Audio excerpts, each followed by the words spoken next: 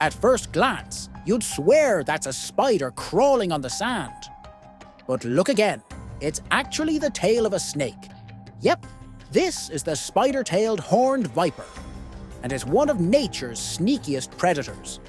Its tail looks and moves just like a real spider, fat body, twitchy legs and all. So when a hungry bird spots it from above, it thinks, oh nice, free snack.